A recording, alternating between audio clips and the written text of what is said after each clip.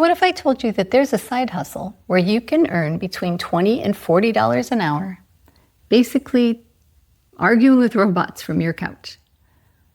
So no fancy degrees required, no Zoom meetings, no gossip around the coffee machine.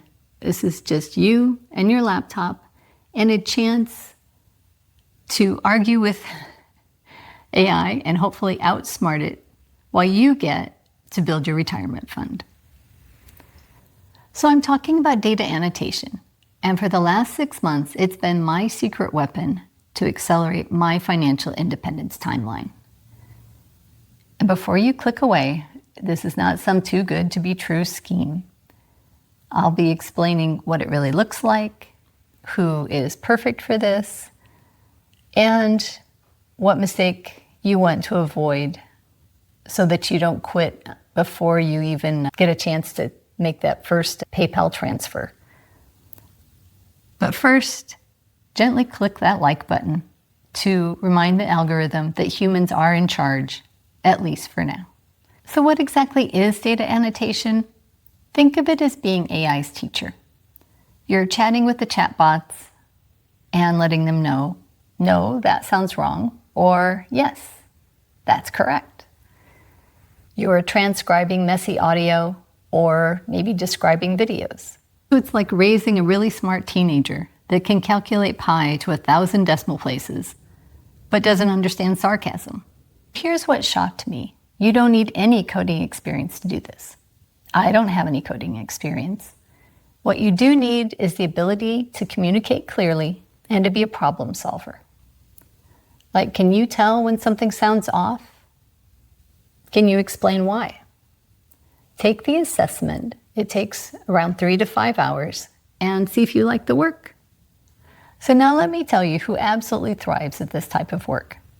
That's someone who likes to work alone, someone who can focus on detailed tasks for extended amounts of time and doesn't go out of their mind, and someone who values time freedom, who wants to work at 2 a.m. in their pajamas if that's what they feel like.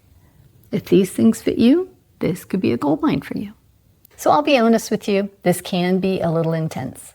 It can be hours of intense focus and sometimes repetitive. But you don't have a boss, you don't have someone looking over your shoulder, and you don't have to pretend to be interested in everyone's weekend stories. So for those of us planning early retirement or financial independence, this is pure flexibility.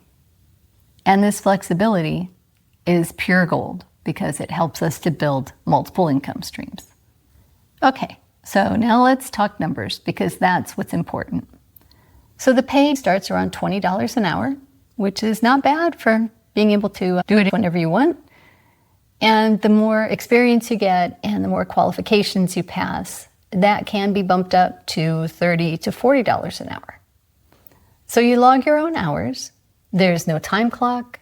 There's no minimum. There's no maximum. You don't have to ask to work more. You just work when you want, as much as you want. And it's just a good idea to stay kind of active on the platform so they know you're interested and they put some projects your way. You get paid via PayPal, and that is 1 week after you've completed the task. And you can get paid every 3 days. So once you start working regularly, it just kind of rolls along. I should mention also that when we talked about doing the qualification to see if you like the work, you don't generally get a response on that for about 10 days or so don't worry about it. Then they have to start putting projects your way. So it isn't an immediate thing where you just sign up and do it that day. I want to make sure you are aware of that. But once you get going, it's really great. Here's the catch that we want to make clear, and not everybody talks about. This is gig work, which means it's pure pay and there are no taxes taken out. This is independent contractor, and so you are responsible for your own taxes. This is something that you need to plan for. You need to put a percentage aside, the same as when you're working a regular job. It's a good idea to open a savings account and start putting that money aside. And so when taxes do roll around, you're not surprised. And maybe you've even overfunded. I would suggest that you look at one of my prior videos about how the billionaires use the tax code, because you can't offset income with losses. Data annotation is real. I've been doing it for 6 months. So no pyramid scheme, no nonsense. The payments come through PayPal and it's easy. I enjoy it and I would recommend it. So I hope you go ahead and check it out. Also, let's get real here about the downsides, because there are a few downsides. I happened to sign up in the late summer, and that was a time that they were going through a drought of projects, although I didn't know that. But I was hoping for more projects, and I didn't see them, and I kept checking back, and I thought it just took a while to get things started. But you can go on Reddit. There are actually, I think, 2 different Reddit threads that are data annotation workers. So it wasn't me. It was just that time of year, it was a little slow. And right now it's the end of the year and it's crazy busy, which is great. Lots of choices, but just be aware of that. That is something to keep in mind, because if you're thinking of doing this full time, you do want to put money aside for that possibility. I'd suggest that you test this part-time if you're working a regular job. I want to insert here a little personal story about something that I had been hoping for a long time, and I feel like it's finally manifested, because I was at a picnic and I was speaking with a woman who was a medical office manager, and she had a background as a nurse. And she told me how she was doing, I think it was medical coding at the time, and this was before it changed a little bit. But she said when she had spare time on the weekends, she could just pick a file and work on it and submit it and get paid. And so she had this really nice little side income. And I thought, wow, that would be great. I mean, what job could I possibly do that I could just randomly pick some kind of a file and work it and get paid? And I think I finally found it. So it took me 15 years to manifest it, but this is exactly what it is. You can just pick it up, do a little bit, and have some extra money. Or you can plan to do it a little bit more seriously and get a pretty serious income coming in. A couple small downsides that I should mention. Number 1 is it's imperative that you have reliable internet for a lot of different reasons. That's as important as the laptop, right? So those are the 2 requirements. Also, there really isn't any feedback. In the beginning, that is a little off-putting because you don't have any way of knowing if you're doing anything right. But really the only way you kind of figure out that you have done the right thing is if they keep giving you more work. There is a chat at the bottom of the different projects that you're in where you can ask questions for the admins. I've heard that sometimes admins will send you a personal message, but it's really rare and it's usually not about a review or anything. So just be aware, you're pretty much on your own, you're doing your own work, and it's not hard to figure it out. There are instructions, they're pretty comprehensive, and you get better and better just by doing it so much. But if you're someone who really needs feedback and really needs direction, then that might not be a good fit. This is what I wish someone had told me when I first started. In the beginning, you get qualifications, right? So you've already done your qualification to get accepted into data annotation. And then when you get in, there are qualifications for different projects. I would recommend that you just take every qualification that pops up.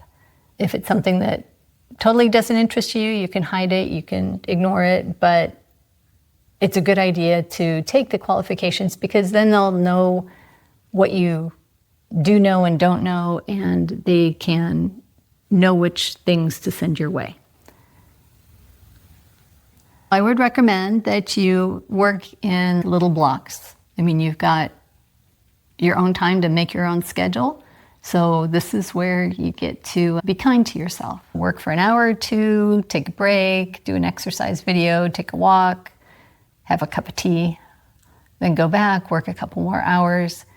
The more accurate you are, the more money you make. So you definitely don't want to get burned out and you don't want to get too tired. You want to space yourself a little bit in between so that you're on top of things. And if you're too tired, then go do it another day. You have to write down the time that you start working, the minute that you clock into that project. And that's how you get paid. You have to keep those hours.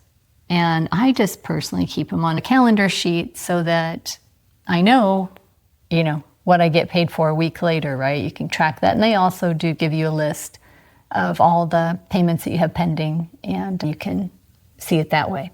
So it's very important to kind of keep on top of things. Just be kind to yourself. Realize that new tasks are always hard to build up that momentum, but it definitely will come. And you're probably better at this than you realize at first because you haven't seen enough. Just keep at it. It gets to be more and more fun. So hope you enjoy it. So is data annotation the answer to all your financial independence dreams? Probably not. But is it a legitimate, flexible way to earn income of $500, $1,000, or $2,000 or more per month? Absolutely it is. So for 6 months, this has been my quiet side hustle. It's been helping me build my cash flow without sacrificing my sanity or my schedule. So if you're an introvert like me that enjoys flexibility and doesn't mind teaching robots how to be a little bit more human, then this might just be a perfect match. If you found this helpful, please subscribe for more content on building wealth and retiring on your own terms. Drop a comment if you've ever tried data annotation or if you have any questions about it. So go forth and teach those robots who's boss. Thanks for being here, and I hope to see you on the next one. Take care and stay positive.